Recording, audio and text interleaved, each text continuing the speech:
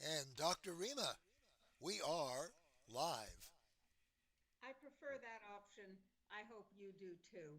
I'm Rima Ilebo, MD. I am the medical director of the Natural Solutions Foundation, and you are joining us either live or later at the Dr. Rima Truth Reports. With me, of course, as ever, my co host and freedom fighter, Ralph Fusatola, JD.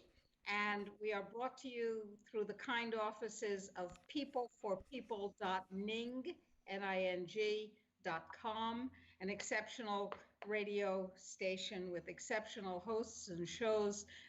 I suggest you visit and poke around and take a look at the documents and listen to the podcast because it's a remarkable group of uncensored truth tellers of many persuasions.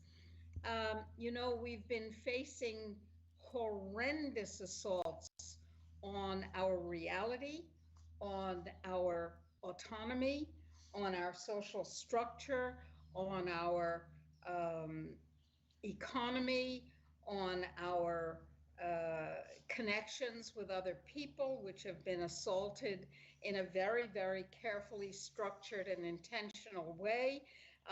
We've been told we have to wear diapers on our faces, despite the lack of scientific evidence for 1, 2, 3, 4, 6, 12, or 47 actually preventing viral transmission. We've been told that we're supposed to take horribly toxic and dangerous supposed vaccines, which are in fact legally not vaccines and are a very, very bad idea medically. We've been told that we have to accept being distanced from other people, not sharing droplets with people, in spite of the fact that we have immune systems for that purpose. We've been told that only vaccines or supposed vaccines can bring us immunity, which is nonsense. We've been told that it's somehow for the good of society for us to lose our ability to communicate and interact with other people, including family. And as Fauci, after whom I have christened medical tyranny's real name, Faucism, as he reminded us shortly before Christmas, if we get together and sing songs, we should sing at a very quiet level with a mask on. To which my response is, what have you been smoking? Oh, political power and genocidal ideology. That's what you've been smoking. Got it. Okay. This Apparently, is by the way, Dr. Rima, he was voting, he was smoking with his friends in the Supreme Court because while a lot of us noticed that the Supreme Court decided not to pay attention to the recently stolen election, they did issue an injunction on one of the California church cases in which they said that they can't close the churches, but they are allowing the government to tell you you can't chant and you can't sing in church. I know we now have a Supreme Court that not only doesn't care about elections, it doesn't care about the First Amendment either. All because of the great apparently boogaloo of the declared pandemic. the declared pandemic, which more and more and more of us realize is a nonsense demic. It is a case demic. Recently, somebody wrote an email to me and said, well, how do you explain 500,000 deaths if there's no pandemic? To which my answer is, I explain the fact that people die and all those deaths, talking about COVID deaths, and it would be really handy to, if you expect to have a pandemic, to have excess mortality, but turns out we don't. That means the same number of people are dying as before the supposed pandemic, but we do have a case demic. We've gone over and over that. If you're listening to the show, you probably understand that pretty well. Now, people are suffering emotionally as well as financially and physically, and the psychological and emotional impact is part of the social control and training. And suicides are up, and breakdowns are up, and desperation and despair are up, and domestic violence is up, and drinking and drug use, both recreational and calming, are up. And there are other ways to deal with what's happening to us emotionally because of all the trauma to which we are being intentionally and carefully exposed. One of my dear friends is Tom Cox, right over here. Tom Cox. Well, some people can see us and some people cannot. So in addition to holding up your hand, make a noise. Hello, very good to be here. Okay, that's a Tom Cox noise when he holds up his hand. And you will see that Tom is wearing a beautiful silk shirt. Yeah, traditional Dharma, Tibetan Dharma shirt. Yes, and he's wearing a red. It's called a Zen robe. Zen robe over his left shoulder and around his torso. And that is because I respect Tom, who happens to live in Tucson as I do, which is why he's sitting next to me, instead of worlds apart on Skype. I respect Tom enormously. I respect his dedication to ways of being in the world and beyond it that are very special and very important. And I asked Tom to come today as our guest on the Dr. Rima Truth Reports and talk about getting your mind off grid and how to deal with all of the things that are impacting us in his tradition. It's an adopted tradition. I think it was not a tradition that you came into. Yes, was not born into it. No, he was not born into the tradition, so he chose it. And I was hoping that Tom would talk about his tradition and would talk about methods for remaining sane in times of adversity, whether they're accidental adversity or intentional adversity. Adversity is pretty much adversity. So to begin with, first of all, let me say how pleased Ralph and I are to have you with us. So happy to be here. And by the way, he's a great guy to hang out with. I enjoy him just as a friend, but he's also a wise person. And I wonder if you would tell us how you came to this tradition, which, as you said, you were not born into. Yeah, sure. Well, it was. I've been practicing Vajrayana Buddhism, the Tibetan version of it, for 28 years now. Years ago, I came across a book called The Tibetan Book of Living and Dying. A friend of mine gave it to me. I read it in 3 days. It was a few months after that it sprang into my mind seemingly magically. The first line of a book that I spent 15 years writing, a verse retelling of the life story of Padmasambhava, who founded Buddhism in Tibet in the 8th century. What has been kind of the cornerstone of my practice for many years, up until I finished it some years back now. Much of my practice has had to do with a kind of a scholarly study of that life story as a kind of a basis for understanding the nature of mind, the nature of reality, and just how important it is that if we want to advance ourselves on the path to work towards greater states of so-called enlightenment, it's so very important to understand these life stories of these great masters to really understand what the steps are that we need to take in getting to that same place. So that began my journey years ago. Devotion to Padmasambhava, or also known as Guru Rinpoche, or Padmakara, goes by many names. Specifically, Padmasambhava is for actually this dark age. There are practices, techniques, mantras that are for this very time that we're living in right now. The Black Lawsuit mantra. The Black Lawsuit mantra. Oh, yes, yeah.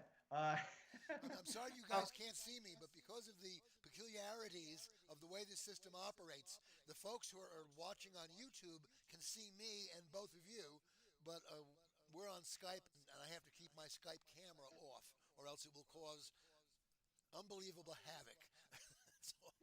So I apologize, Tom, for being a disembodied voice. Oh, we're used to those. No problem at all. All no right, problem at all. I hear the voices of specters in my space all the time anyway. All right. So So anyway, there's wrathful. There are actually wrathful mantras that you can use to dispel very powerfully dispel obstacles, demonic forces, whatever, however you want to frame these forces in our world that are oppositional in nature. It's all about alchemy. We're constantly dealing with negative states of mind throughout our daily life. We get angry because somebody doesn't do something we like, or whatever they say, or things go wrong, et cetera, all the million ways that things can go wrong. We have this moment of anger. In actuality, this moment of anger is an opportunity. You can take that moment of anger and transform it if you've cultivated enough meditative awareness, a space of meditative awareness. And so the whole point of developing ourselves is to train the mind so that we have this space of meditative awareness. So when that moment of anger rises up into the field of our consciousness, it liberates itself just naturally. But it takes, of course, a lot of work, a lot of hours on the cushion to really stabilize our awareness, stabilize our mind enough, or consciousness, to be able to do that.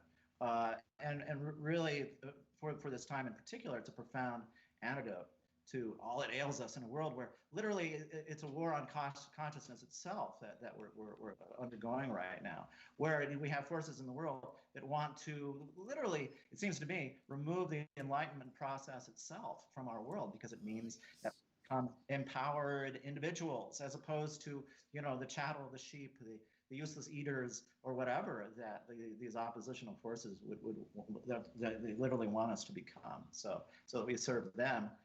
Rather than allowing humanity to become an awake species on planet Earth. So when you talk about hours on the cushion, what does that mean to you? I know you've spent many hours on the cushion. I know you have a meditation center to which people can come, and I have made that space, availed myself of that space. I am not a practicing Buddhist, as you are, but I am a meditator, and so that space is extraordinarily special. And I wonder if you would talk about hours on the cushion and what you've created in that space. Well, we look at the world around us and we see a very ordinary, mundane, seeming reality. We have the chairs in our kitchen, we have a bed in our bedroom, there are cars on the road, et cetera, et cetera. There's a mundane appearance. In actuality, it is. Christ said this too. It's the kingdom of heaven. It's Pure Land. Actually, it's an enlightened field of energy that we inhabit. The essence of the practice and how we can make our own space special, and anybody can do it because it's naturally this way. All space is really, but we have to remove the veils in terms of our perception, our view, in order to experience that or enter into it when an energy of some blessing has been imparted to a space or something like that. So it's a matter of training the mind over time, sitting hours on the cushion to where you're literally visualizing like a mandala of a Pure Land or a Buddha field or the kingdom of heaven, or whatever tradition you want to use as a lens, as a framework for perceiving the reality immediately around you. So in the same way that one transforms anger into enlightened awareness, one is transforming one's ordinary space into a space that feels very, very kind of blessed and special, a focus this way. So in this tradition, you have very simple and yet very profound techniques that can be utilized by just anybody. There's a wisdom that you can apply to whatever your path is. And how would one find those techniques? Well, there are all sorts of teachings you can find online from different masters, different rinpoches, Zen teachers, other schools. I'm offering just now launching an online course to do with what are called the 12 links of dependent origination. There are literally 12 stages in this process of going from a place of ignorance where we're in the womb. We have the womb and the egg have just come together, and there's this kind of basic ground of ignorance or unawareness that we come into. at this initial point in entering this world. And then there are 12 steps beyond that, leading all the way up to a state of what's called becoming. It's the 10th link of the 12 links, where it has you're essentially having sealed into the ether, or cemented, you might say, the karmic energy and momentum of future lives coming about. So it is that we're on this kind of endless cycle of life and death. So when we become aware of these 12 links of dependent origination, we become aware of this process of the formation of consciousness itself. We can begin through that light of awareness, by shining the light of awareness on this whole process, we can begin to undo how we're so unconsciously bound by it. So they say when you break one of these 12 links, then the whole chain comes apart, and then we enter into a space of much greater awareness, free of all the conditioning that we deal with. It's often the case that our whole sense of personality has to do with how much we've been conditioned and habituated in terms of our behavior, in terms of our thought process, in terms of how we feel, who we are. There's a voice in our head that we think is real, all these thoughts that we identify, and then in the process of identifying with these thoughts, the thoughts give rise to emotion that's out of control. And so we're endlessly sowing the seeds of future conditions by this kind of unconscious, this unaware state that we tend to find ourselves in most of the time. So how do we shift from unawareness to awareness? So how to transform perception into awareness is how I like to put it. So we have all this relative perception of the world,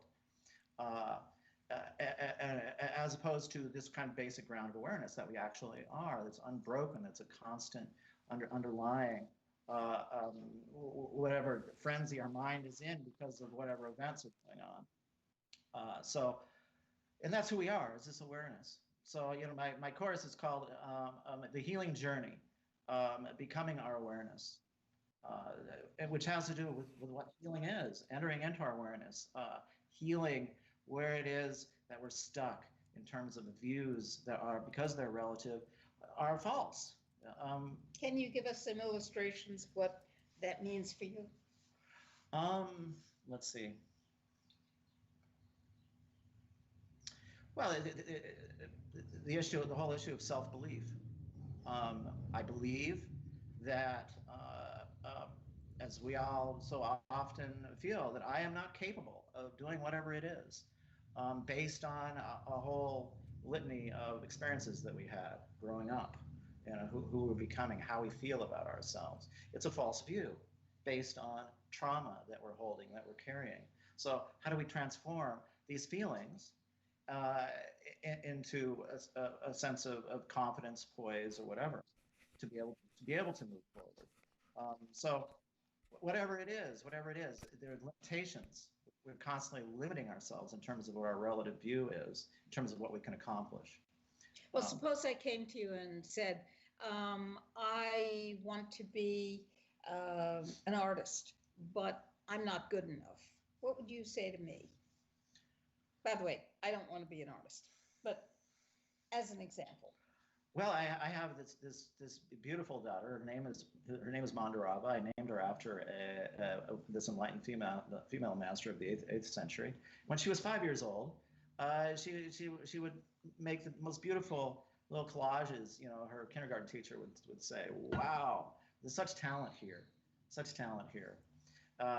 When we're 5 years old, 98% of all children have this innate genius. There was a NASA study done some years ago. Somebody presented at a TED Talk here in Tucson about this NASA study. It was done. 1,500 children were put through these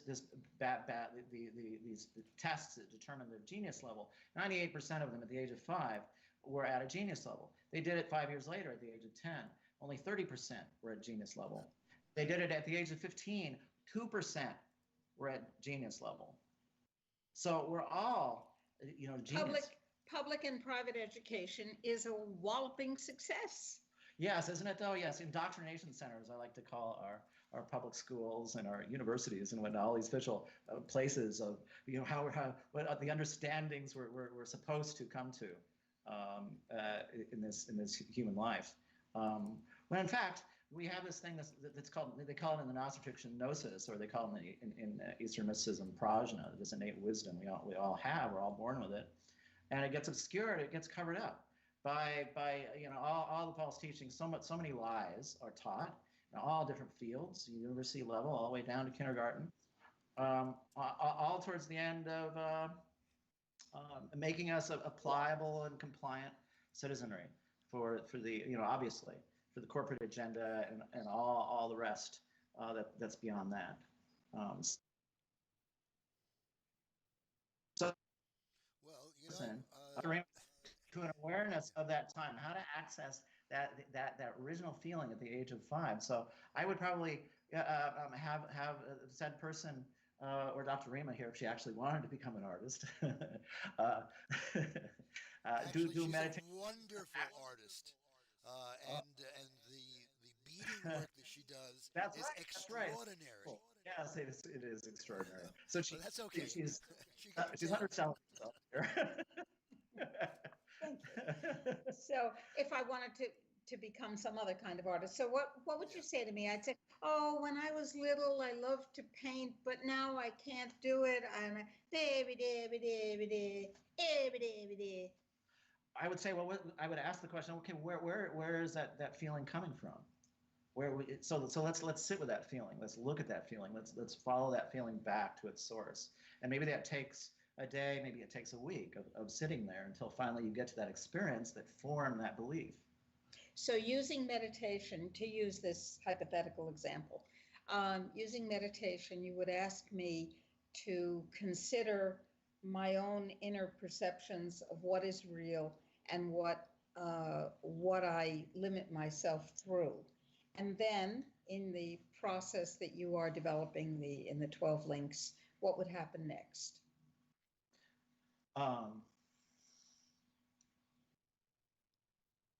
Well, usually it's the case that there's some kind of unprocessed grief, tears, sorrow that is behind that limitation. So, some kind of catharsis would need to happen, really. What's the nature of the trauma there? So, there's all kinds of ways to penetrate this in terms of meditation. There's all kinds of wonderful healing technology coming about in our world that energetically penetrates to these areas where we hold trauma, that I personally have used in a healing arts practice in the past, using Vogel crystals, light and sound. There are certain plasma technologies right now that can do similar things. So, these are literally emotional energies that we carry in the body that are the source also of so much illness and disease. Some will say, I'm one of them, that really, in essence, the source of all disease has to do with an emotional basis this way. So there's a stagnation that occurs in the physical body somewhere, and it blocks the flow of the life force, or the prana, or the chi, or the kundalini, or whatever. And then at that point of blockage, where that dam is, there was some kind of metastasization begins to happen. A buildup of toxicity that then forms that first cancer cell or whatever. It's all about developing awareness at the level of the mind and at the level of the body, and coming to the point of not so much differentiating between the two. There was a comment, I'm looking at the comment that just came up.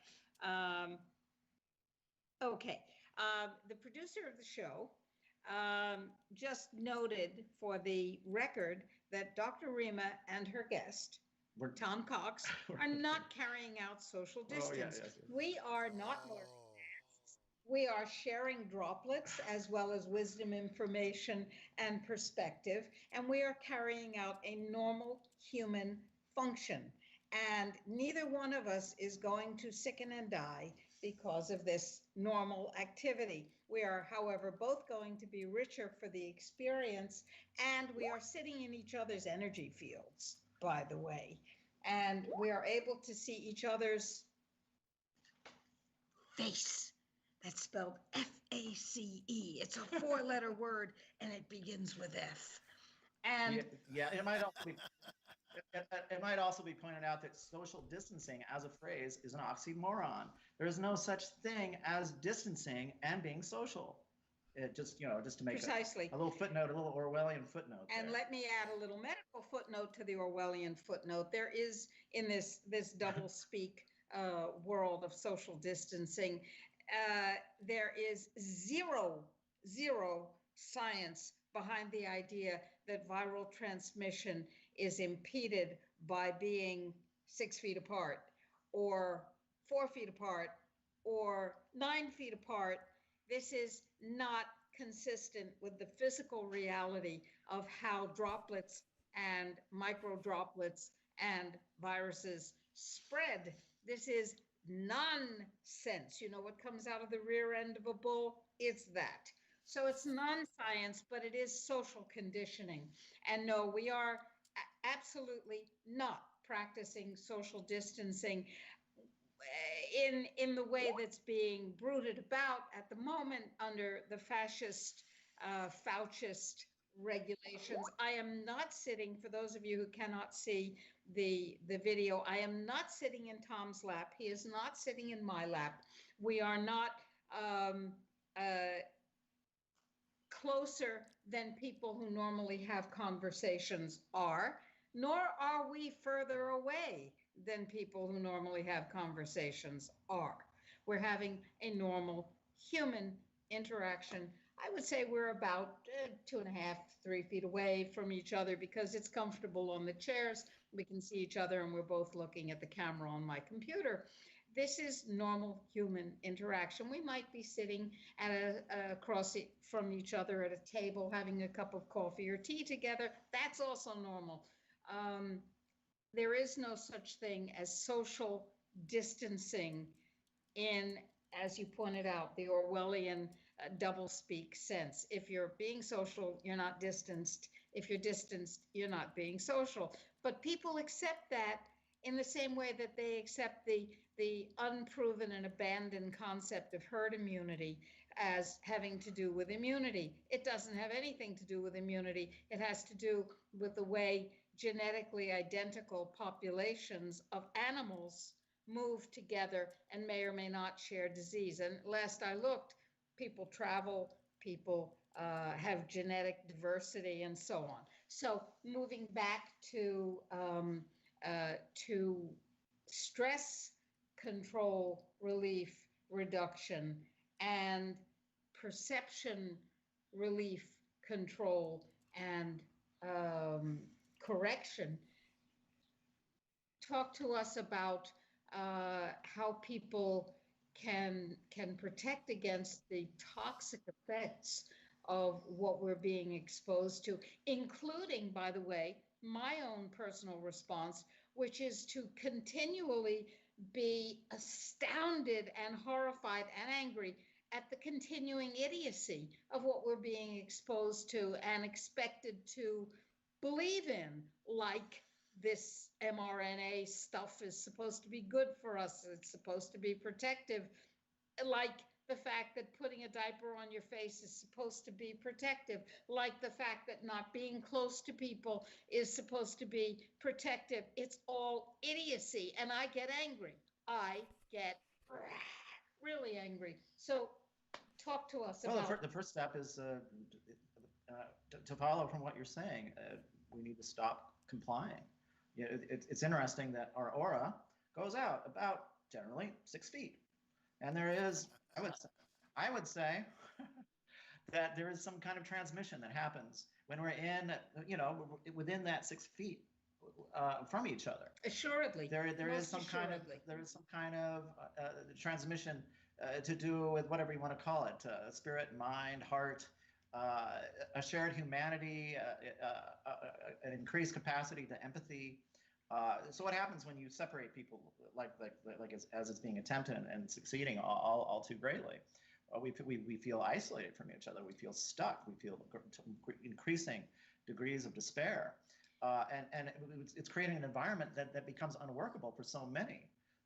To be able to do the work on oneself. How are you going to?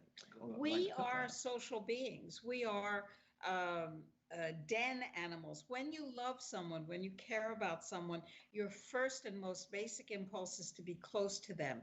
If you have a child that you love, you don't put the child 6, 10, 12, 20 feet away and say, I love you. What you do is you bring the child or the adult whom you love or the friend whom you love close to your body, into your energetic field, and you put yourself in theirs. And when that happens, we are all made more healthy, more wholesome, and come closer to healing.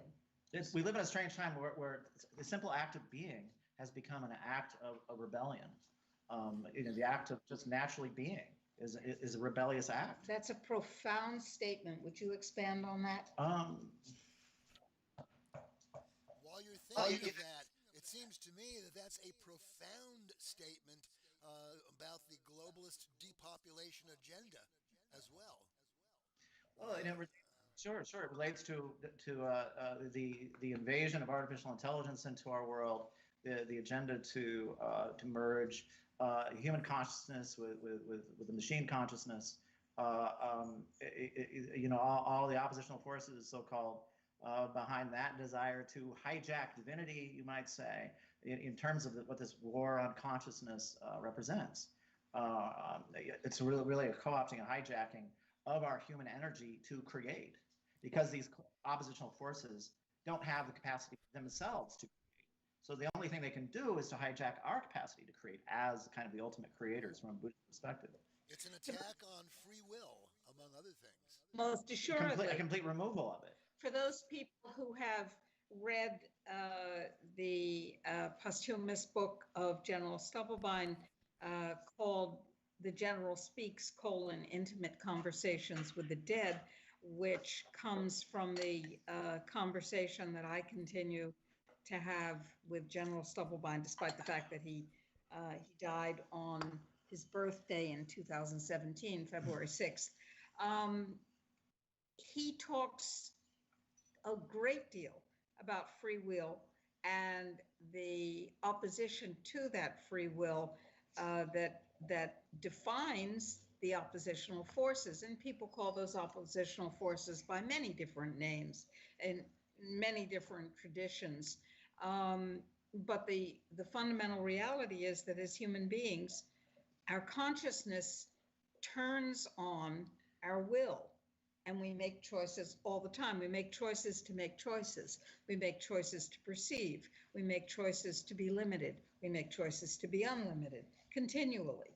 And I think that your tradition that you have sought out and dived very deeply into, the Tibetan Buddhist tradition, is very much about the choice to make choices and the choice to see things in particular ways and therefore make them true or not true. Would you agree with that?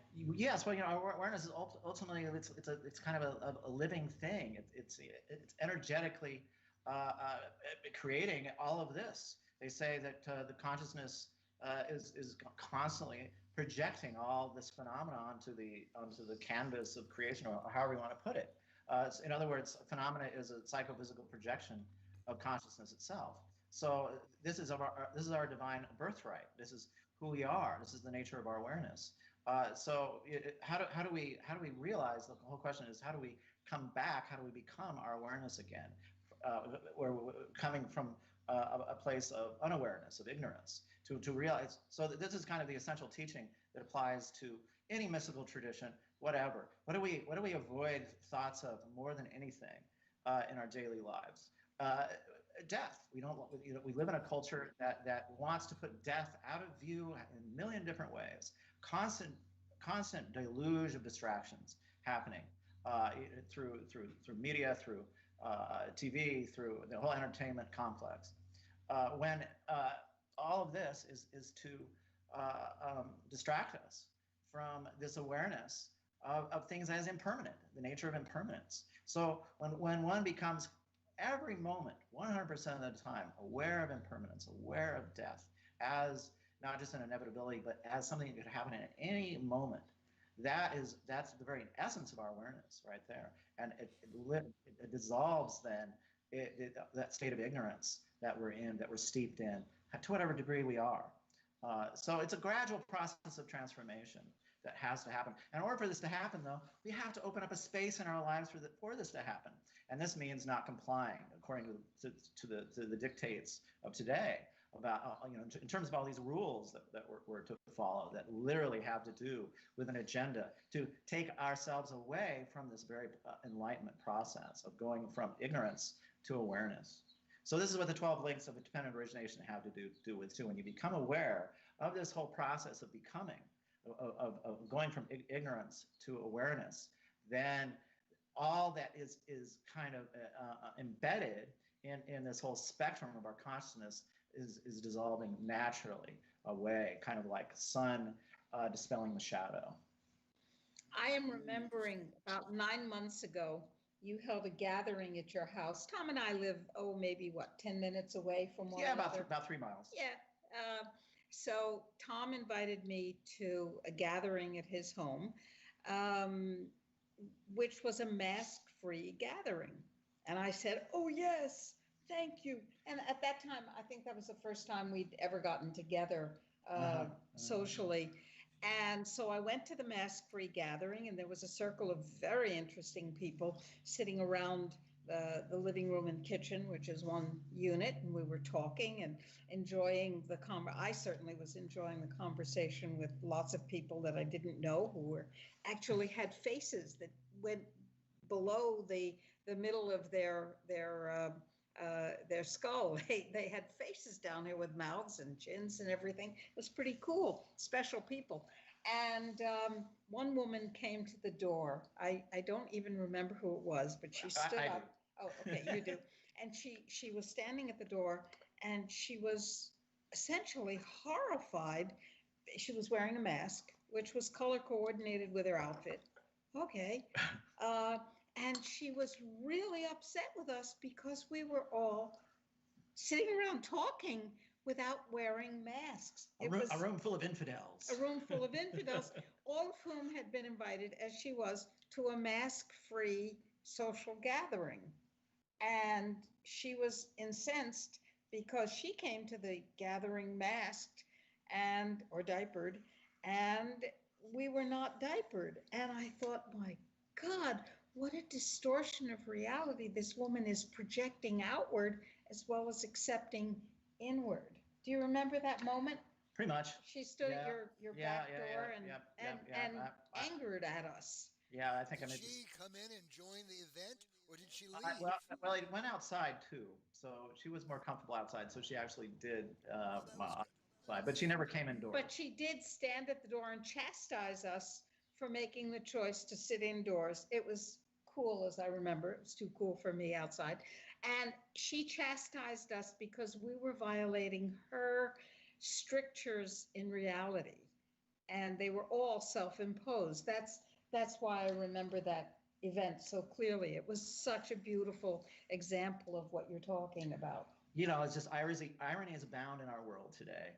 I get accused of being a cult member of a conspiracy theory or whatever.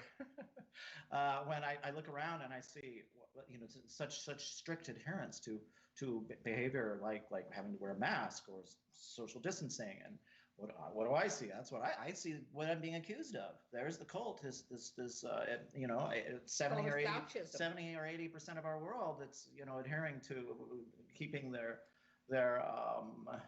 face diaper on. It's dizzying to me to go out into public and to see what's going on right now.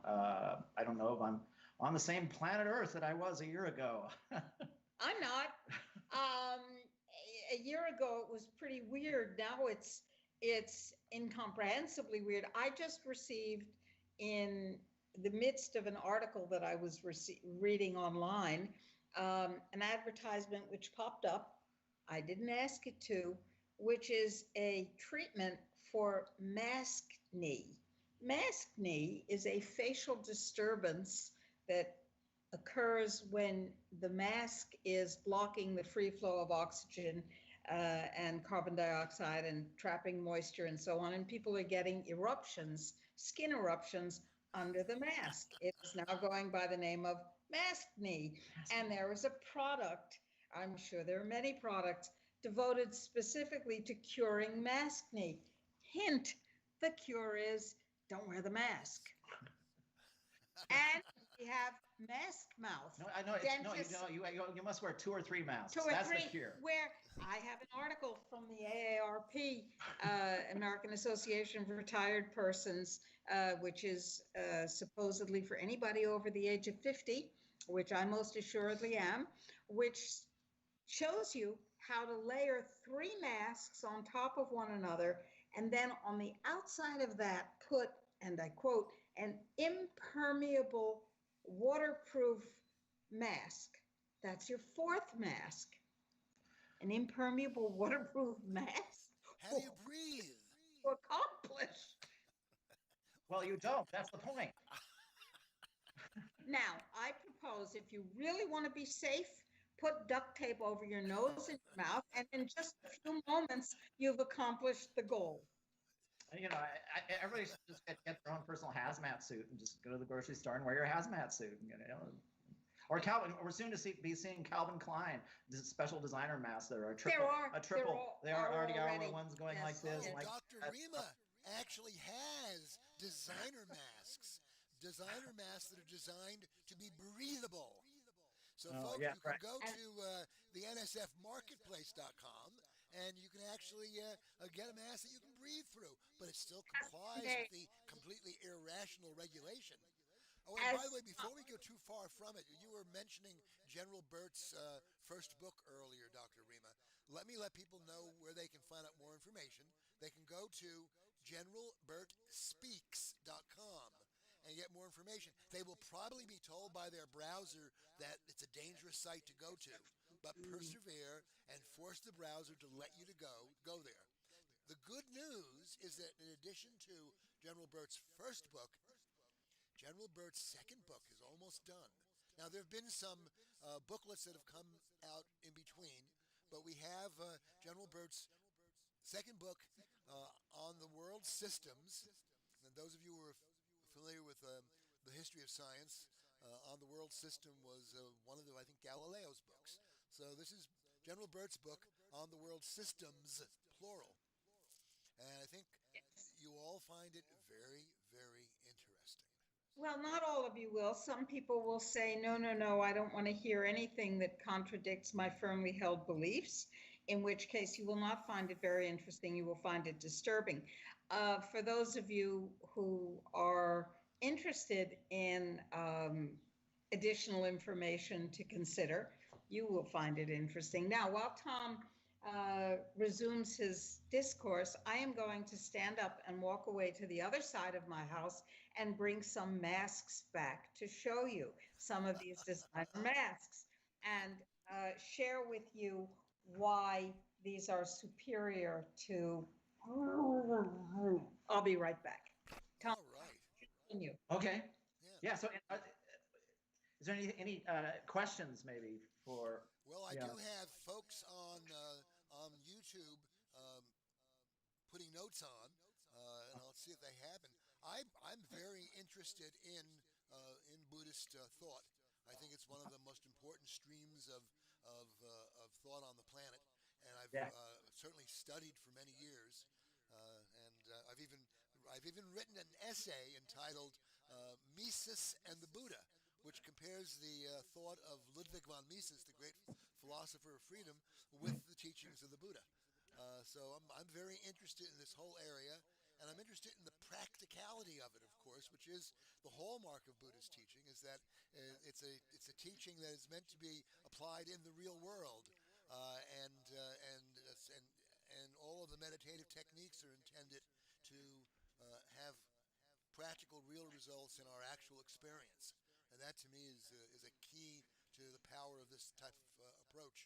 We are in a crazy world, and it's getting crazier by the moment, it appears. So how do we apply enlightenment teaching? You know, when the Buddha reached his enlightenment under the Bodhi tree, he said, "With this enlightenment, I and all other beings attain enlightenment." So if we all attained enlightenment 2,500 years ago, where are we now? Well, one of the places we are is that my beautiful dog has decided that Tom is his playmate, and he is consistent. He's attracted to Tom's energy. Loves to jump on me. He loves to jump. He's not on my supposed back, to jump. it's like wants to just And live on my so back. while we're talking, he is bringing his slightly wet ball, a quite wet ball, to Tom continually, and I am attempting to distract him, not Tom, but the dog. Okay, Timber, down, down, down. So just ignore me and listen to Tom. Down. Yes. So the ground of it all is this often used word, mindfulness, becoming mindfully aware of everything that we think, say, and do. Yeah, what they call the three centers: body, speech, and mind. Everything that we think here in the heart mind, everything that we say here at the throat chakra level, and then everything we think at the wisdom eye level. So there's a wonderful technique for determining where we're at in terms of the positive nature of our thoughts or the negative nature of our thoughts. So when you sit, you do a meditation, have 10 black rocks and 10 white rocks side by side. You have a negative thought, put a black rock forward. You have a positive thought, put a white rock forward. So you do this over and over again. You become aware of just really how negatively oriented your mind and consciousness actually is. So often it's the case we're just we're just in a frenzy of the monkey mind, and we're not really paying attention. But when you start to pay attention, again, it's a light of awareness shining.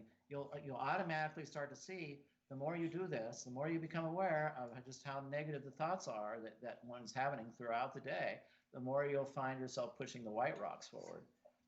So this is a teaching of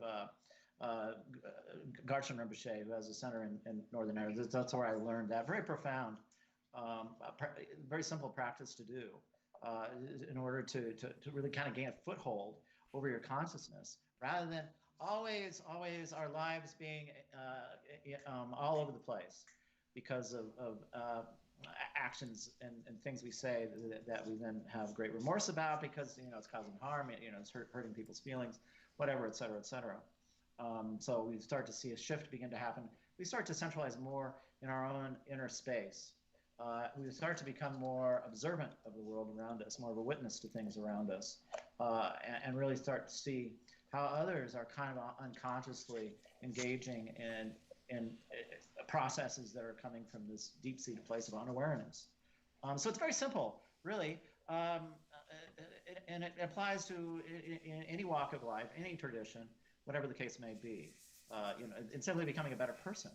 And I think it's important to think about this. Timber, come over to me, not to Tom.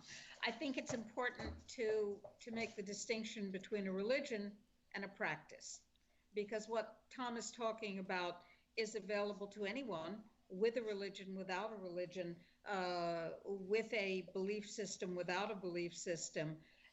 These are ways of gaining control and mastery over our innate human processes in a positive way. They don't require... Religions are systems of indoctrination, in essence, that are designed to transplant our so-called spirituality, or to supplant our so-called spirituality. So I would put it a little less politely.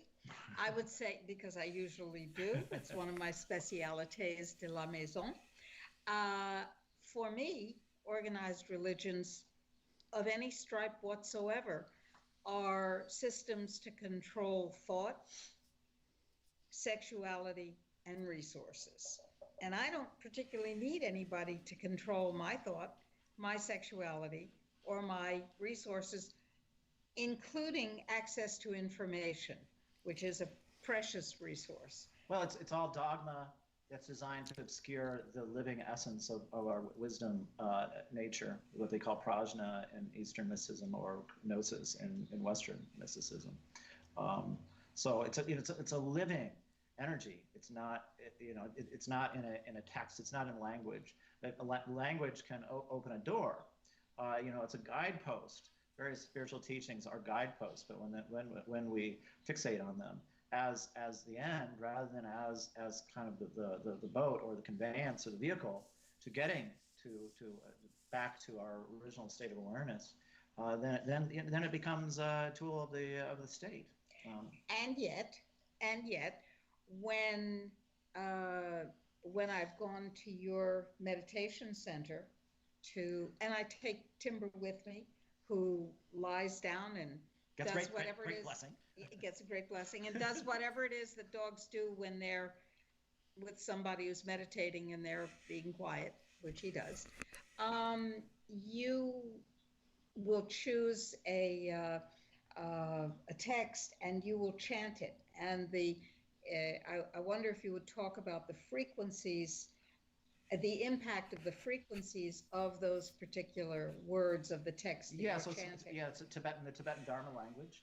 The very essence, or kind of what you might consider the energy signature of enlightenment itself. That particular vibration, is emanating from the mind stream of that great master who originally came up with that text. It's a direct transmission to that enlightened state of awareness. So when you recite it, when you chant it, you're literally vibrating that energy through your body, and you're shifting the vibration of your physical body and your mind, your consciousness as a result. And in that shift, a great transformation is happening of all the negative thought processes, negative states of energy, trauma that is locked into the body as well, and one is becoming gradually more free. So it's all about using sound as healing, you might say. And that's something that Ralph and I have each come to separately, and learned that we were linked in that we're very, very focused on the power of frequency, audible frequency or inaudible frequency, to impact every aspect of our reality, and the very first time that I came to Tom's meditation center, I said, would it be okay if I came over at 3 o'clock on Monday or whatever the time was? And he said, sure. And I thought, oh, he's got this lovely, quiet, beautifully appointed space set aside specifically for that activity. And what I found was that Tom had very generously decided to give me a gift, which was an appropriately chosen text that he chanted while I meditated. So instead of having the go-to monks on a player doing their frequency contribution to my awareness, for instance, I had Tom who chanted, and we were in each other's energy fields and spaces as he vibrated this particular reality into my reality. And it was a beautiful, beautiful, generous gift that he offered without discussing it with me. Of course, it's his space. He can do anything he wants there. But it was very impactful and very, very heartfelt. And I realized what a special gift that was. Sound frequency has a huge impact on every aspect of our beings, psychological, physical, and spiritual. And the Tibetan tradition, the Buddhist tradition, has made a great study of this in great precision for a very long time. So they know quite a lot about it, wouldn't you say? The science of happiness, you might say. You might dub it. Mm-hmm. It's neither a religion nor a science, and both at the same time. In terms of how it could be condensed to this phrase, the science of happiness. It's all about examining the nature of reality, examining the nature of consciousness. Asking the question, what is happiness?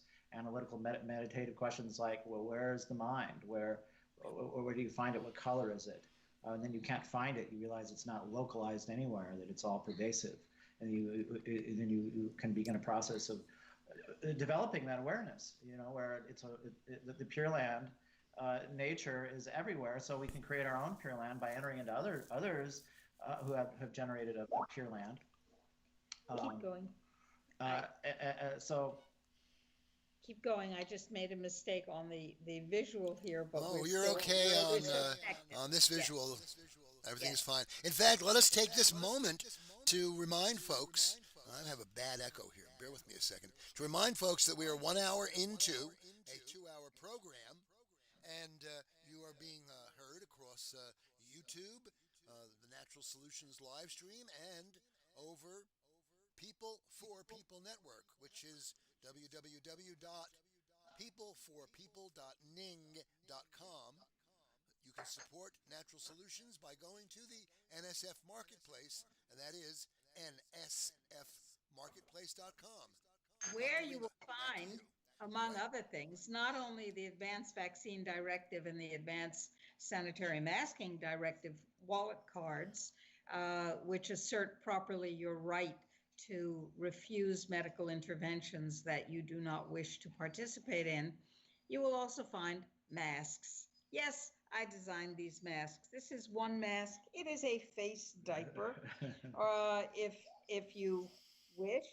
And the whole point of the deal is it does not impede the flow of oxygen or carbon dioxide, oxygen in, carbon dioxide out. And if you look closely, these are primarily for folks who like wearing lace. If you look closely, you will see that there are actual holes in this fabric, which is called eyelet. And we also have some that do not have holes. We have unisex designs. This is a mask in a fabric called Panay velvet, a very lightweight fabric that does not impede the flow of oxygen in and carbon dioxide out. We have these in lots of colors. We have some of them with sequins. We have some of them in purple, and they all come in their own little keep it clean drawstring bag of different colors and patterns. The point is, yes, these comply with mask requirements. And yes, on those occasions when it's just easier or quicker, or you think you're not going to make headway with the person who's saying, but you have to wear a mask, then you have an option that does not compromise your health, that does not compromise your flow of life-giving oxygen, and for which we expect no problem, from which we expect no problem with masked knee or mask mouth or respiratory difficulties or bacterial pneumonia or brain damage, literal brain damage from the reduction of oxygen and the increase of carbon dioxide to up to 10,000 parts per million. We're talking about huge dangers, which are vastly underplayed. By the way, here is a lovely silver mask, a charming model, which can be used when that goes with what you're wearing. It's nonsense. Understand that. It's nonsense. But it's the social reality to which we're being subjected. And it will get worse unless we say no. Don't you dare. And one of the things that wearing these masks will do, in addition to supporting the Natural Solutions Foundation, is to say, I will make rules that I am comfortable living with, and I will express my freedom in my way. And I will do it proudly and share with my colleagues, friends, and so on, that there are options and that I have options. I take options, I create options. And one of the options we're talking about today is taking control of the way your mind is processing reality and therefore creating reality. Could you talk about how we create reality? And then could you talk about, or no, let me ask differently. Could you talk about the frequency device that you've been restoring your own health with? Oh, yeah. And share that. This is remarkable. And I am, as a physician and as a person who values my own health, very interested in this technology. And by the way, I have no financial connection, nor does the Natural Solutions Foundation have a financial connection to anything we're talking about. But I've learned about this particular remarkable technology from Tom. I've experienced it to a small degree, and it's pretty interesting. Yeah. Well, it's all, as said before, war on consciousness, which is relatable to frequency. Everything is frequency. There's frequency that relates to health. There's frequency that relates to ill health, and the source of which is greatly to do with what I was talking about before, our thought process, but also what we say, and what we do. So here's the device. It's a company called Healy. It's based in Germany.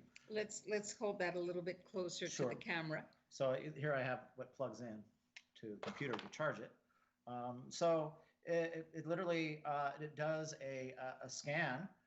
You get an app. You download an app onto your phone. You put your finger on where there's a little fingerprint, and it does an analysis from the quantum field somehow of the physical body, and even at the levels of the chakras and the aura, and it even determines planetary influences to do with geopathy, environmental concerns, so-called electrosmog, electrosensitivity, and then it analyzes where the frequencies are aberrant or off, and then it transmits frequencies to help realign or adjust these frequencies. Something is crackling. I don't know whether there's a paper or something crackling. Okay, it stopped.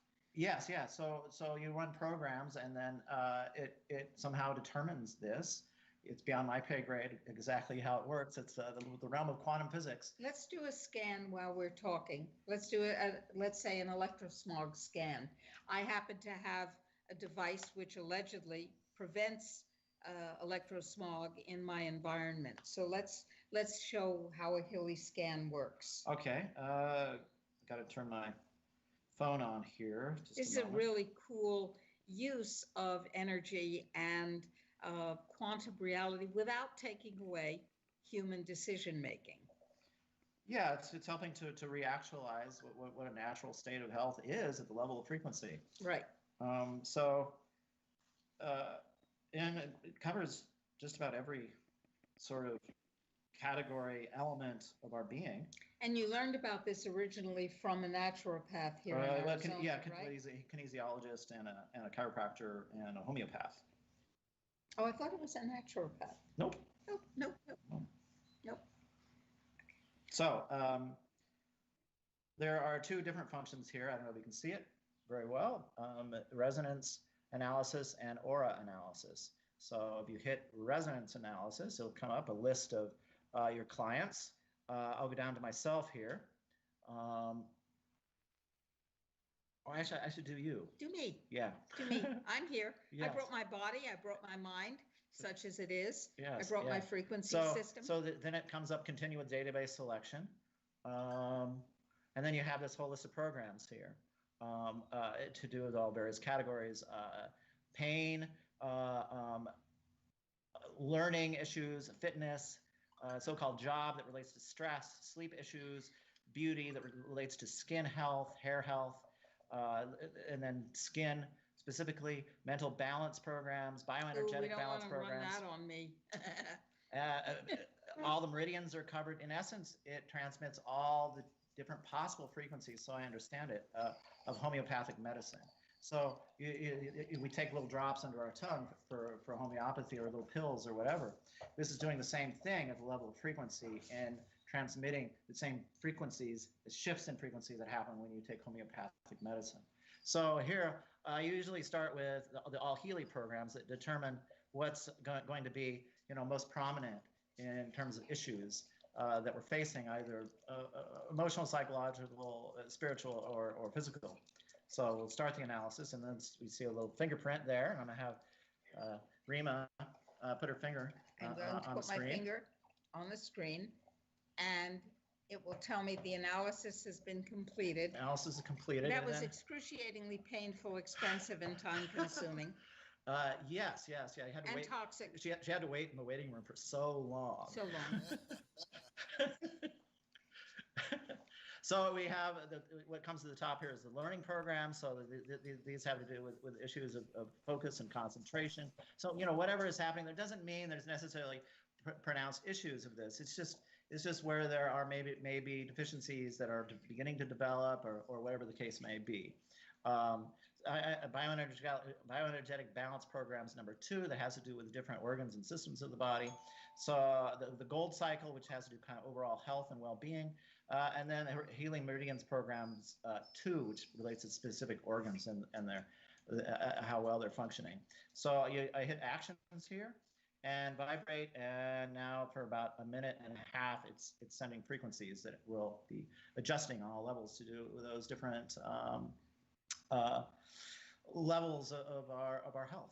Do you feel comfortable sharing how you use this device to help regain your personal? Yeah, sure. So yeah. I mean, it's something that is real plague in our world today, not this V word that you can't use without getting censored, but I'm going to use it anyway. The virus, not this virus.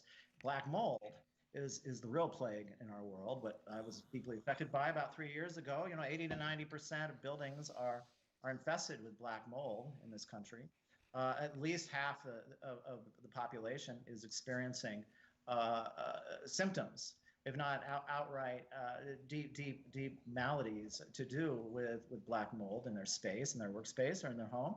That's constantly being misdiagnosed. You have completely corrupt housing industry, construction industry that has standards well below what they should be to prevent mold from developing. You have a medical industry that completely ignores the issue. I went to the emergency room a few times and got laughed at when I said, I think I'm suffering from black mold here. Oh, you just have a problem with anxiety. So anyway, as a result of this, I had all these health problems. One of them was a development of food sensitivity, histamine intolerance, where suddenly I couldn't, like 70% of foods would give me heart palpitations, or I couldn't sleep at night. It was kind of living hell for a while. And then as soon as I got this device and I started running programs to do with food sensitivity issues, it markedly decreased, maybe 50%.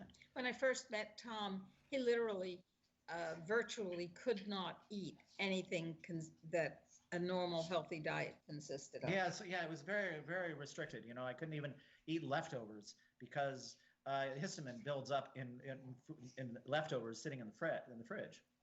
So it always had to be fresh, and I had to avoid a fairly long list of foods. And now I'm okay. I can eat just about whatever I want for the most part. Without, I can even have a glass of wine without going into an apoplectic fit of histamine levels in my body that it was very difficult, and so many people are suffering from this. So anyway, this has helped me tremendously in terms of that one issue, and it's not an overnight fix. There's no magic bullet here. You run it every day for a matter of months, and you'll see improvement in terms of whatever different conditions, because it's working at the level of the quantum field, of the quantum nature of our body, our mind, our spirit, whatever. Somehow, it's non-local. I can do anybody who's using this professionally, and it's being used professionally more and more in this country. It just came to this country last year in April. It can be used diagnostically with a fair degree of accuracy. Not always completely 100% accurate, but I have no buyer's remorse whatsoever.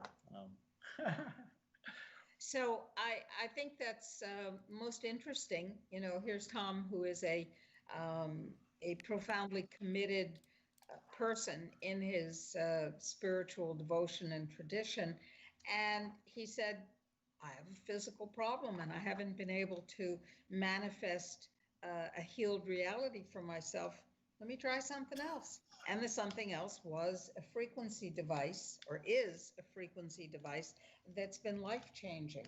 So it's not an either-or kind of structure that you live in, but as you said, frequency is everything. It's all frequency. Yes, yeah. It's this whole reality, which is which is kind of hologrammatic in nature. It's a merging of sound and light, coalescing in this field of apparent space, and this physical world that is almost entirely made up of space.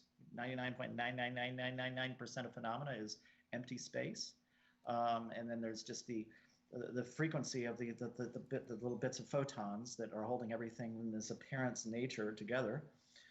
So how to shift these fluctuating energies to embody health and happiness. So it relates to our emotions too.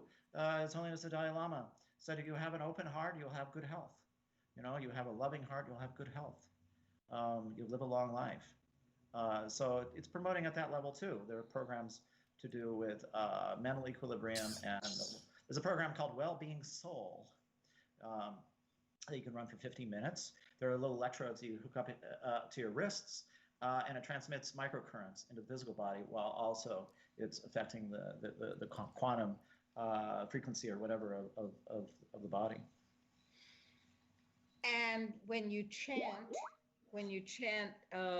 various what is the general cost of something like that? When you chant the texts that you have chosen to chant, you're also impacting things with perhaps less precision and certainty, but certainly impacting them as well. Well, yes, yeah. So in Vajrayana Buddhism, you have Zen Buddhism where you're focusing on the breath, on an object, with basic shamatha, and then insight awareness meditations.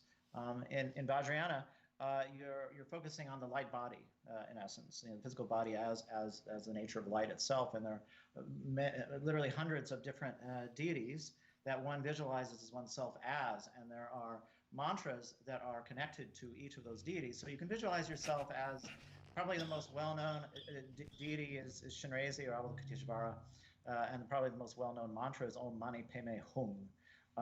So you visualize yourself as Shinrezi, you recite the mantra, so you're working both at the level of sound in terms of the mantra and at the level of light in terms of using the consciousness to actually actualize what the true nature is. We think we're this physical, dense form, this body here, when in actuality we're the light body underlying it, and it's the nature of all the karmic cause and effect that goes back for many, many lifetimes. It's giving rise to this kind of overlay of a physical body over the light body. So it's a very powerful tradition in terms of reawakening our true nature, our essence, as the light body. I think in the Kabbalah and Judaism they call it the Merkaba, where there is a similar kind of consciousness and awareness that is being brought to bear. But in any event, a very, very powerful tradition this way in terms of the kind of lightning speed of the awakening process that happens, in terms of reawakening to this nature that has to do with the ground of our awareness as well. You have a tool that you often use. The very first time Tom and I had met each other very recently, and we wound up going to a movie theater, but we had dinner first or afterwards, I can't remember. And your mom was with us, who was a really cool gal.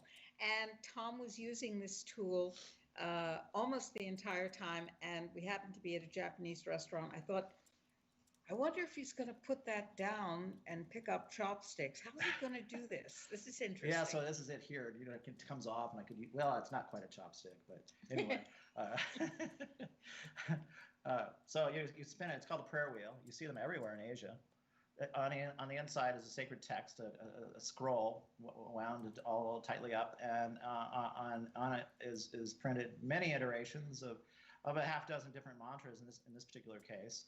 So with each revolution, it's generating the blessing power of the mantra or mantras. If you were to, so say there's 15,000 iterations of the mantra on the scroll on the inside. With each revolution, it's as though one is reciting with each spin of the wheel those mantras 15,000 times. So it's a tremendous wave of positive energy that's being exuded out into our world. That's having a blessing effect on a whole city that you're in, invisibly, Once somebody took a picture of me sitting on a lawn at the local racket club here with one of those old Polaroids. He took 2 pictures, both of them. So I knew it wasn't a photographic anomaly because both of them showed the same image of a white cloud of like a funnel of white light coming up from the top of the prayer wheel I had at the time.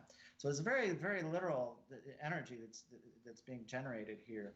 It has to do with dimensions other than this very thin veil of sound and light that we live in right here. That is being enabled for us to access. So it's a very, very profound spiritual implement. One of the more powerful that I know of, anyway. Now, back when people had day jobs, you had one. Yes. What was it? Yeah, I taught at the college level logic, rhetoric, composition, literature, and some creative writing. I got my master's degree in creative writing, poetry, back in the 90s. Written some 9 books now of poetry. One of them, a book I mentioned at the beginning here, called The Lotus King, about the life of Padmasambhava. Took me 15 years to write. Still writing it. Where can people get your books? Well, I haven't read all of Tom's poetry, but I've read some, and it is absolutely exquisite. So I will say that. He didn't ask me to say that. No, I didn't at all. Thank you very much. Yeah, it's sort of the center of my life, my existence, which is very, very difficult to market. Hard to make your way. You have to be very creative. You're just a poet and writer to get rich, right? Yes. Well, in the bardo and in the intermediate state between this life and the next, I've got mansions waiting for me. All right. So where can people get your books should they choose to? Yes, well, my first two books. The first one's called The Stone Blessing. The second one's called Breathing with Wings and October Light. You can get both of those on Amazon. And then my epic poem on Padmasambhava, that life story. I'm soon to be seeking a publisher. I've just been letting it sort of sit for a number of years. My philosophy is to let things sit in the drawer for a while, and then bring the critical eye to it. I like to be very patient with the creative process. So many just kind of rush to the printer in the realm of literature. So I don't know. It's been about 6-7 years now, and I'm just now to the point where I'm seeking to publish it. Though I have put it together in book form at blurb.com, where you can find it there. If you do a search at blurb.com for The Lotus King, you can purchase a copy there. It's very beautiful, glossy. In fact, I have a copy of it sitting right here in front of me, a hardback. So very glossy, lovely paper with some prints of various deities that have to do with the story at various stages right here. So there's a let's take it up. There's a closer. Depiction of Vajra Yogini, a semi-wrathful female deity. So it's a book that's really it's about Padmasambhava and his 2 main consorts, and the profound nature of the Yab-Yum, of the enlightenment nature having to do with the feminine, the union of the feminine and the masculine, or wisdom and compassion. So it's not a patriarchal phenomenon. It's not a matriarchal phenomenon. It is a phenomenon that has to do with the union of the 2. That's a very profound position, the union of the 2. Yes, as particularly in our day. Yes, and particularly in our day and age right now, where it's a swinging pendulum: patriarchy, matriarchy, patriarchy, matriarchy. So we've had past ages that were matriarchal, and now the pendulum has swung to a patriarchal age, when really it's a very difficult balance to find in our lives, much less in a culture, human culture on this backwater planet called Earth, to harmonize the 2, kind of universally. But it's possible on an individual level, much more so if you make great effort. So we can liberate ourselves, if we really dedicate ourselves. It all comes to the point of just being so tired of of being sick in the mind or in the heart, in the body, a sense of futility with all things outer. We're constantly seeking happiness outside of ourselves, in the outer world. And it's when we reach a point of great disenchantment with phenomena, with the physical world, as anything that's going to ultimately satisfy, that we reach a point where we can really begin to make progress. I've had enough is the sort of the mantra in the mind of anything this world has to offer. Everything that we are is right here, ultimately. And it has to do with the union of wisdom and compassion. What is compassion without wisdom? It's idiot compassion. We see so much of that in the world. What is wisdom without compassion? It's used by these oppositional forces to try to hijack our world. So the antidote, what is the antidote? Is this union, this harmonizing of the two. I'm sitting here thinking about a semi-wrathful female deity, and I'm thinking I don't do semi-wrathful. Here we are. I do either wrathful or not wrathful, and I'm fairly good at wrathful, actually. So I would like to meet a semi-wrathful female deity. I turned to the right page. I turned to the right Perfect. page. Yes. I was thinking that was so interesting. What a My. It was completely random because he just sort of. And that was one of the elements of the practice that I gave you. That text that I gave you has Yes. to do with the awakening of Vajrayogini and the wrathful aspects of compassion. There's wrathful compassion. There's peaceful compassion. Wrathful compassion is a clobbering of obstacles, that stand in our way. Like lightning. Peaceful compassion is, abiding and observing and just coming to a general acceptance of reality as it is. And, it's a highly evolved person who's able to implement their dharma, whatever it may be, and from the wrathful aspect, and not for the faint of heart. Not for the faint of heart. Not for the faint of heart. I think I'm pretty good at wrathful compassion. Yes. I think it's something that somehow I acquired the ability to express. Yeah, I'm kind of a merging of the two. I'll be wrathful once in a while, but Interestingly, General Burt was virtually never wrathful. He was a warrior, was and still is a powerful and passionate warrior without the wrathfulness. And it was one of the things that astounded me about him. No doubt that's what the balance between you was about. I said, one of us has to do wrath, honey. I'll do it. He probably said, go for it. Go for it. Just don't turn it on me. Yeah. Every once in a while, that lighthouse beacon would turn and get stuck on him. Oh, that was not pretty. And nor was it justified, but it would move off eventually. Let's talk about, I wonder if there are any questions from the audience or observations. Someone asked, what's the general cost of the healing? Oh, yes. Yeah. So you have the entry level that provides some, the most basic programs that you can run for 50 minutes, 50 to 70 minutes, where you hook up some electrodes and, it does more of a general treatment. That's 500 for just the basic device here. And then you get a whole complement of other programs for 1,000. An additional 1,000. Yeah, for 500 more. 500 more. Okay. And then for another 500, you get the full complement of programs. And then at 2,500, you get the capacity to do the analysis, both self-analysis and for others, and to be able to more specifically target conditions. It's more for professional use in terms of, healing arts practitioners, kinesiologists, MDs, whatever, to be used in a professional setting. And you are using it at which level? Which financial level? At the highest level. So, I'm able to do the analysis with people. So, I'm wanting to incorporate it with doing sessions with people either online or in person in terms of a 12 links course session program.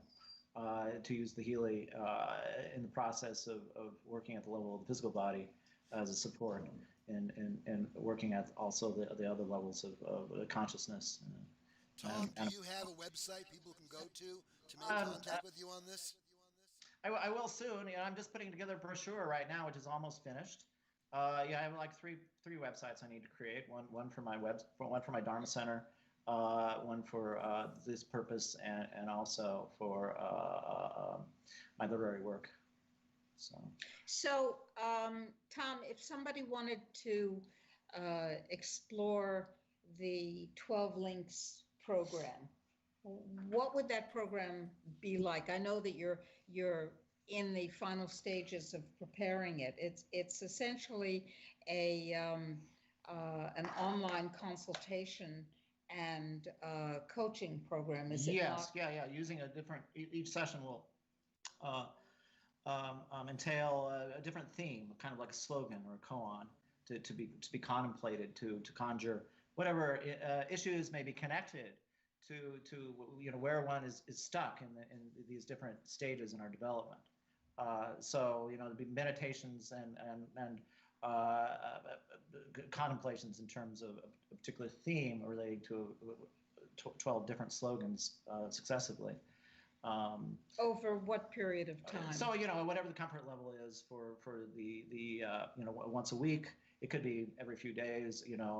However much time is needed in between sessions to really process and integrate whatever changes. And so I can remotely do this the Healy from wherever, because it's dealing with the quantum field, and we're all connected at the quantum level. I can act in your stead and put my finger on the phone while visualizing you, and it will do an analysis of you wherever you're at in the world. Now, that may be a mind-bending idea for some folks. When kinesiology is being used, for instance, if I were muscle testing, Tom, what makes your muscle stronger? What makes your muscle weaker?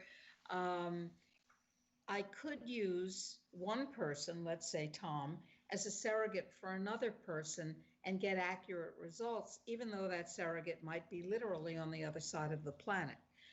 That's pretty weird if you're used to localized phenomenon being the dominant reality. But that turns out to be a very limited, sometimes useful way of looking at things. If you want to have a cup of coffee, it's most practical to have it within reach and actually have the physical substance that you can put into your physical body. But that's only one kind of reality. There are lots of other kinds. Wouldn't you agree? Yeah. Yeah, you're not going to have the coffee, but I will. I'll have the coffee, and I'll have his caffeine too, please. Organic. But in fact, if we all are all connected energetically, then this concept of connection and information flow through the connection is not such an odd idea at all. And I certainly, as someone who has used muscle testing and has used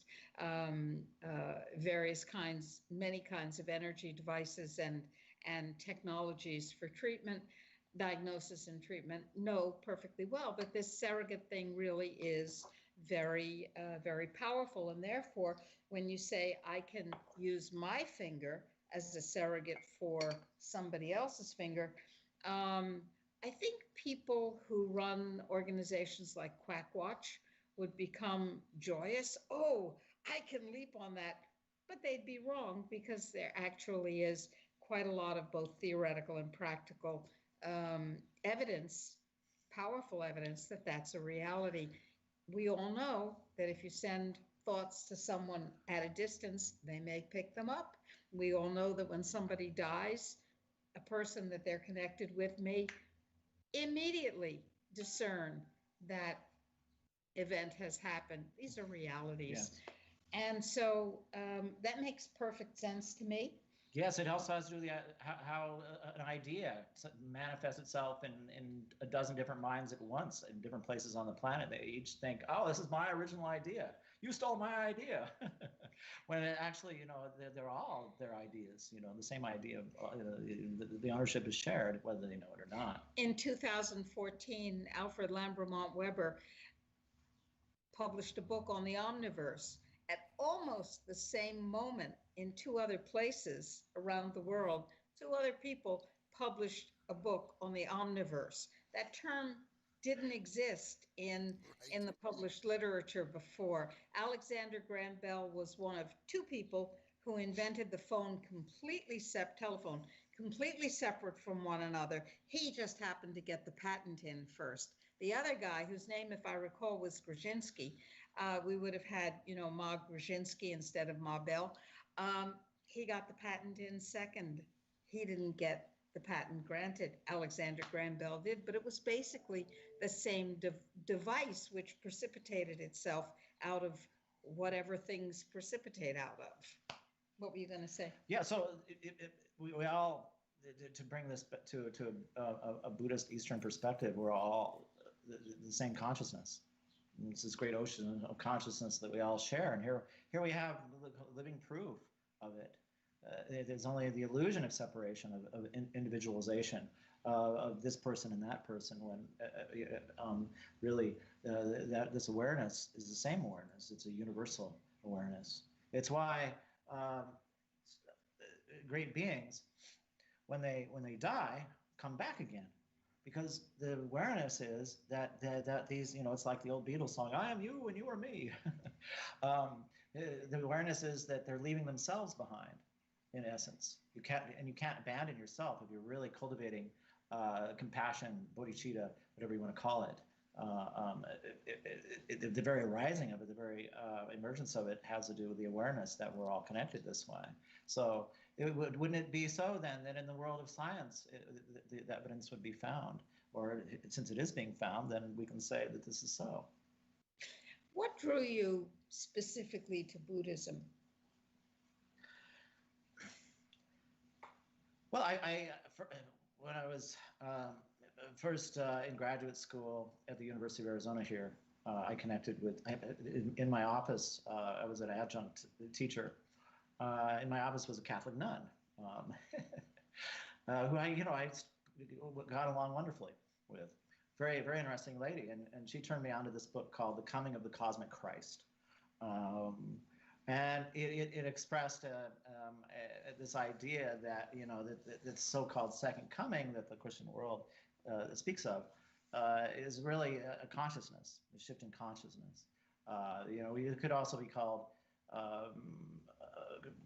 Christ consciousness, Buddha mind, Krishna consciousness, whatever. Whatever this enlightened nature is, that's viewed by many different mystical traditions. It's the same. So that was my first contact with this idea. I went from that to Hatha yoga and Zen meditation.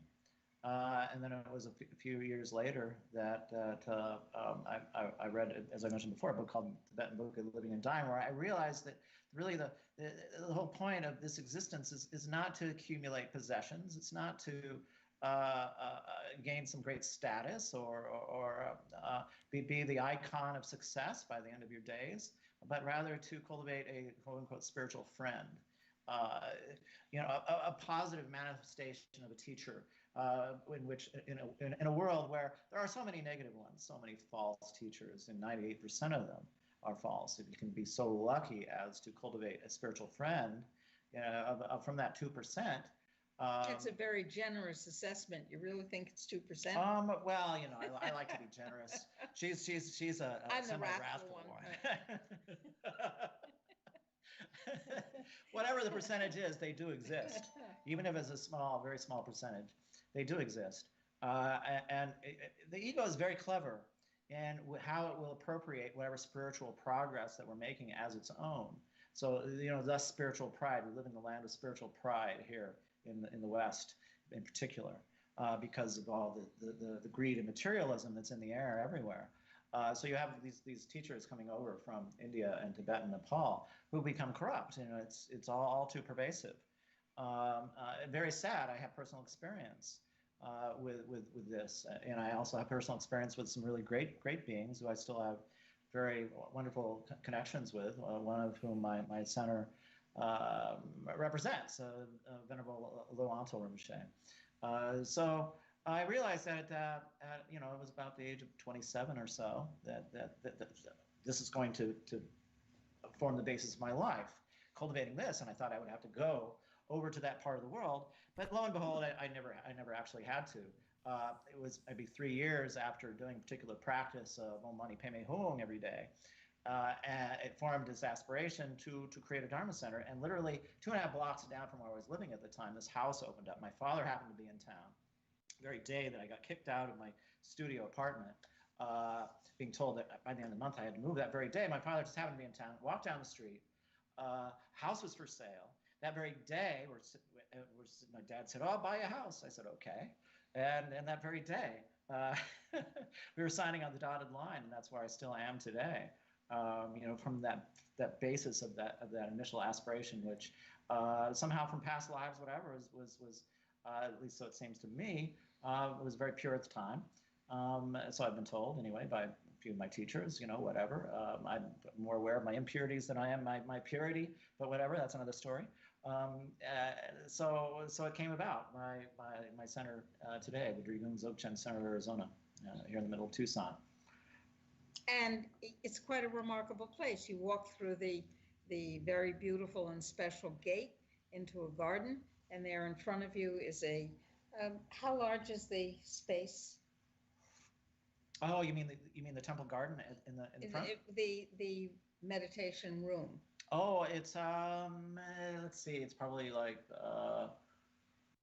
10 by, I don't know, 12 by 12 feet or something. Yeah, like it's that. not a huge space. Not a big space. And it's just beautiful energetically to walk into, to sit down in, and to experience. And it has a devotional area, which I do not visit because it's not my devotion.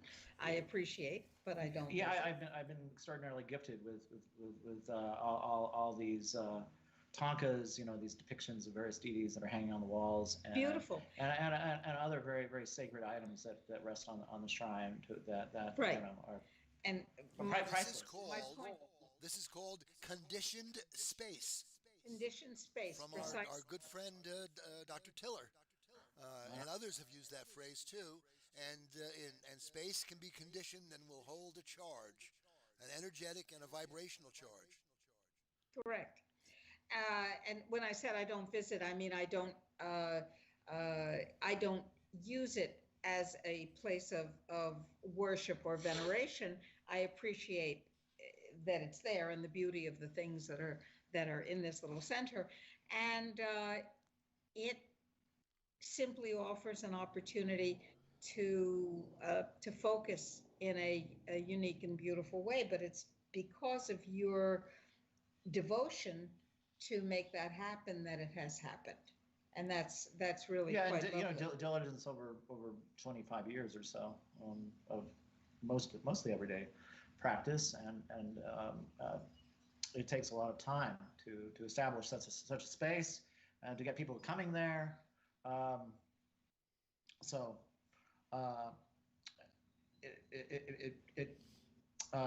How to say, it resonates with that. It does resonate, and it's beautiful, and that's why I thought, since you focus on aligning thoughts with reality and aligning reality with thoughts and feelings, I thought perhaps discussing how to get your mind off grid when the grid is electrified so crazily, intentionally, might be useful. So if somebody wants to get in touch with what you're doing, how would they do that? Well, wherever you're living, there are most likely, unless you're in a very rural area or a small town that doesn't have access to Dharma teachers, you know, in Vajrayana, you know, but a great many places. They have little centers. You know, be discerning. You know, as there are, you know, those who are more opportunist than you know, genuine. But the genuine is out there. It's a part of our own process of developing discriminating wisdom anyway. To have experiences sometimes, and to continue to be very open and skeptical when you're entering into a devotional space. Your modesty subverted my question. Oh. How would people reach out to you? Oh, how would they if reach out wanted, to me? Yes, you. Oh, I see. Specifically. Oh, you can go anywhere. Yeah. No, you can't, actually. Yes. Well, I have an email and a phone number and a physical location. Soon we'll be having a website up and running. And reservations can be made either Would you like, if you online would give your email, Yeah, then sure. we will put it in the chats Yeah, on yeah, both sure. the live stream and peopleforpeople.ning.com. Yes. I also have a page, group page, and a official page of my center on Facebook. Not the best place in the world, I know, but it currently is still expedient in terms of reaching a wide number. I have more than 100 members of my Facebook group page to do with the center. So you can connect there. So Driegung Dzogchen Center of Arizona on Facebook. You can do a search there, and I can do an ad, and you'll get. Repeat that again, please. I'm trying to type it out. Go ahead. Okay, Driegung, Drikung. N as in Nancy G. Yes, Okay, Drikung, and then Dzogchen, Dzogchen,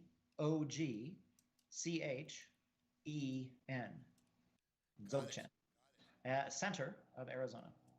That's CENTER. Yeah, not RE, not REER. So you do a search on Facebook, that'll come up. You send me an invite, and I'll add you to that group. You'll get announcements of whatever I do occasionally, like a day-long retreat to do with karma purification. It's a practice called Vajrasattva. Once every few months.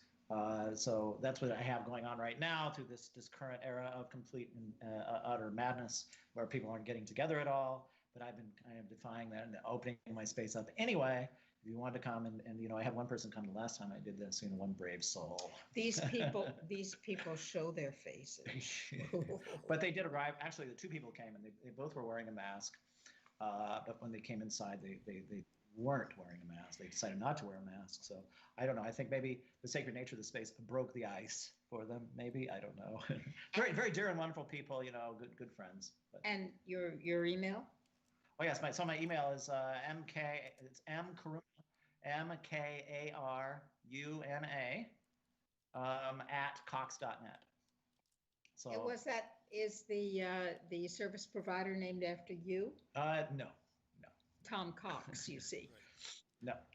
It's the local internet company, yes. phone company. Yes, yeah. I thought perhaps you were the owner of yes, I'm a very rich person. I'm a very rich person. And I'm going to have mansions in the afterlife waiting for me. Yes. Too, so, I'm just so sad. Thank you very much. So, Ralph, you have been a student not only of frequency, but of wider realities for much longer than I've known you. What's your, oh, thank you. Vanessa let us know that both the Facebook group and the email have been shared with the chat group. Good, thank you, Vanessa. Ralph, what are your thoughts as you listen to what Tom's been saying and as we proceed with this conversation? Okay, well, in Japan they say everybody is a Shinto in their life, but in death they want Buddhist ritual, and so every religion has its application, and the application of the teaching that Tom has brought to us is appropriate for the crazy times we are in, and it's probably also appropriate for non-crazy times, if any have ever existed. So I think that learning to have a calm mind and engaging in mental exercises which help one control one's own mind.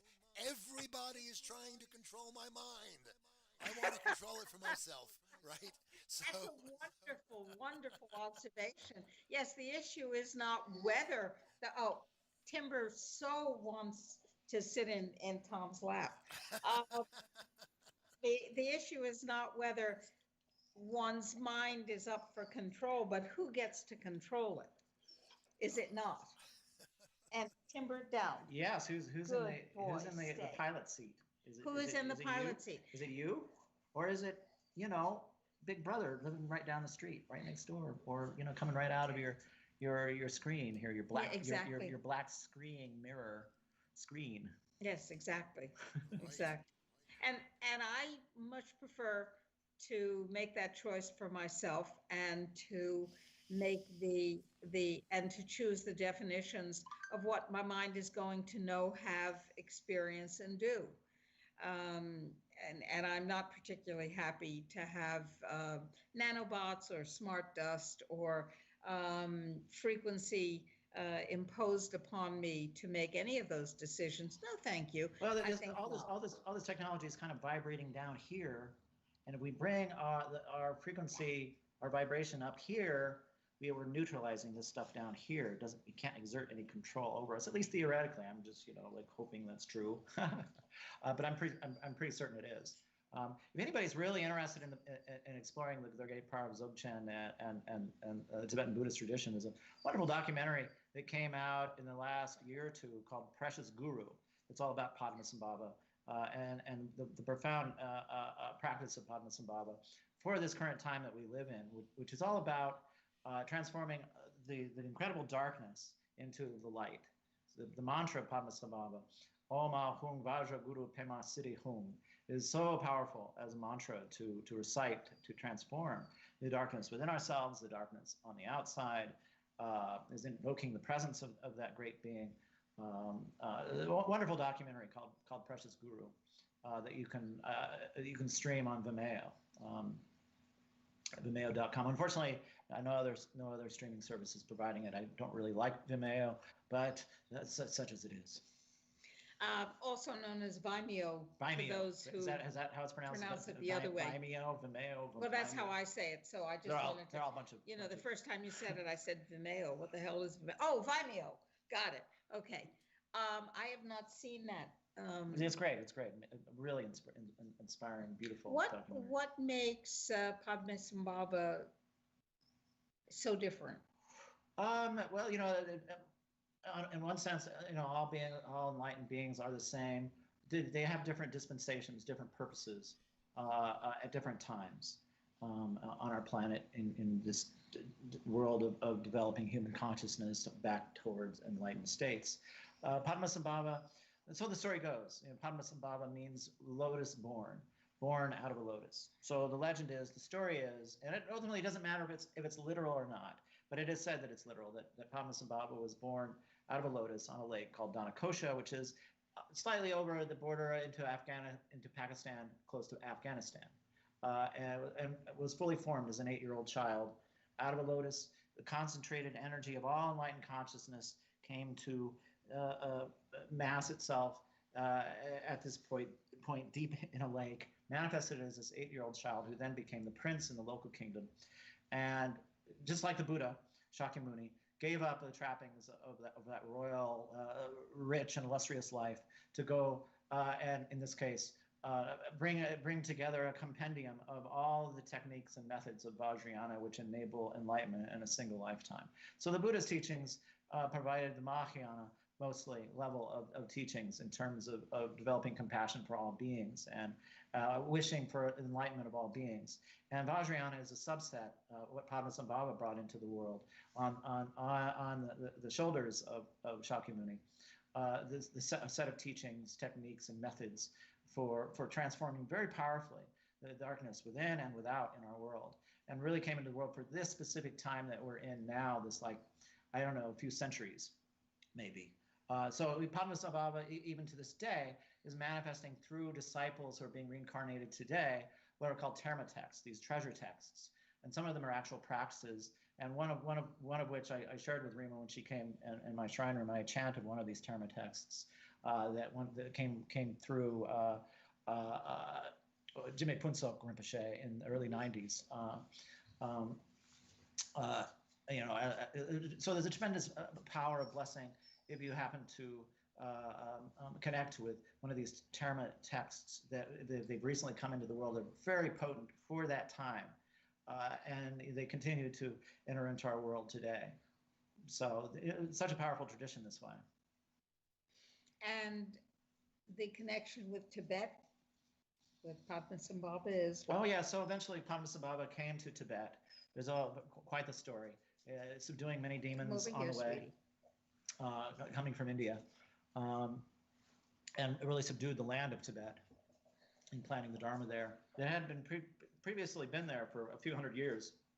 A 5th century king had established to some degree Buddhism, Songtsen Gampo, in the 5th century, but it hadn't really taken root in a most profound way, as it did once Padmasambhava came and subdued a great many oppositional forces in the establishing of the Temple of Samye in Tibet, at which point it flourished for 1,000 years. And then the Chinese communists came along and kicked him out, kicked him all over the world, and we now have the great blessing of this tradition all over the world, relating to such a paradox. It's such a terrible irony that all these teachings of this very enlightened tradition, very enlightening tradition, think of have that been spread throughout our world as a result of the terrible evil of communism there.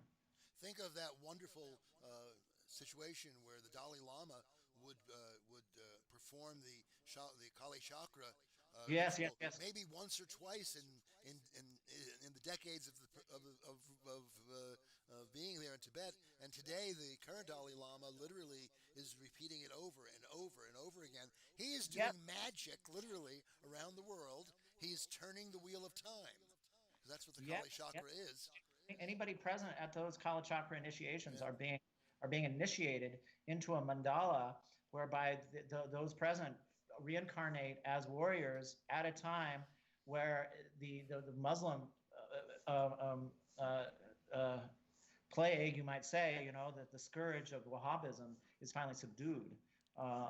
It's really the greatest threat we face, at least in terms of a human force on the planet, is the Wahhabism of Islam. And so this is the Tibetan prophecy anyway, that the pendulum is going to swing from a Christian-dominated world to a Muslim-dominated world. And so this is what the purpose of the Kali Chakra initiations of the Dalai Lama is, to initiate those who are present into this kind of warriorhood of being reincarnated to fight this battle. So it's a world peace, yes, but it's not overnight. Right. Yeah. Right. Understood. Well, we have about 6 minutes left in this extraordinary and enlightening program, I have to say, and it will be on YouTube, and I'm going to make sure I download that in case we lose our YouTube, and we'll also put it up on Bright Eon or somewhere else, Vimeo. Because I only use the B word maybe once or twice. Hopefully that myth censors out there. And of course, it will be uploaded onto the archives at People for People. That's people, FOR, people.ning.com. That's a very, very important station. It has tremendous radio shows and archives and discussion opportunities. So I urge you to go there, more than just for the Dr. Rima Truth Reports. And we're very grateful to the people at People for People for offering us a censorship-free home. We've had other homes, and they promised censorship-free opportunities for us. And as soon as we said something that pushed the official narrative, boom, we were off. So we really do appreciate People for People, Gaz, Vanessa. These are great people, and they have wonderful shows and hosts. Why don't you have a radio show? Yes. I'm planning on launching a podcast, YouTube channel. Well, why don't you do it on People for People? I could do it on People for People. If Vanessa and Gaz and the august directorship of People for People are interested. I think that would be Yes, splendid. I'm wanting to call it common sense dharma. A platform for Oh, really nice. really examining issues today in a rational way. We live in a time where logic and reason are flatlining for such a large swath of the population. It's just absolutely astonishing, true. and it's remarkable. Like I never dreamed I would see in our world the seeming evisceration, eradication of basic common sense. And how we're being divided by this agenda being fed, that agenda being fed, and you go into social media and you feel like you're in the Roman Colosseum, and we're watching the gladiators murdering themselves. And then it's they a get terrible to spectacle. murder us. And that's, Yes, and yes. it means the death of free speech, really. Yes, absolutely. When public discourse is being so heavily weaponized by supercharging this opinion and that opinion, And by the enforcement of the false god of political correctness. I was on a radio show last Monday, a week ago, this past Monday, I think it was, and the host said something that I disagreed with very strongly. And I said, well, I don't agree with that because yabba dabba dabba dabba. And he said, oh, I'm sorry, I offended you. And I said, no, that wasn't the point. It wasn't that you offended me. It's that we disagree. Now let's have a dialogue. Let's have a discourse. Let's talk about it. I'll learn something. You'll learn something. And our listeners might find it interesting and important to hear why two bright, concerned people come to different conclusions. Let's talk about it. And his response was, I'm sorry I offended you again. And I said, that's not the issue. The issue is that we differ. We haven't aggressed on one another. We haven't offended one another. We've had a difference of opinion, and we see the nature of the issue differently, and we see the solutions differently. Why can't we talk about that? Well, because we're being strangled with the cancel culture of canceling thought. When speech is restricted, when I'm not allowed to say this and I'm not allowed to say that because I might offend you, and I can't say, oh, I like your shoes because somebody over there might be offended with a microaggression that I didn't like their shoes, we have come to thought prison, which is far worse than Facebook literally prison. The New York Times put out an article saying, don't go down that rabbit hole. And Forbes put out another article saying, listen to the experts. Don't do your own research. Literally, the active process of researching is being discouraged. Yes, don't boggles my mind. Don't think about the illogic of, if vaccines work, why would you restrict the movement of people who aren't vaccinated because they're only a threat to the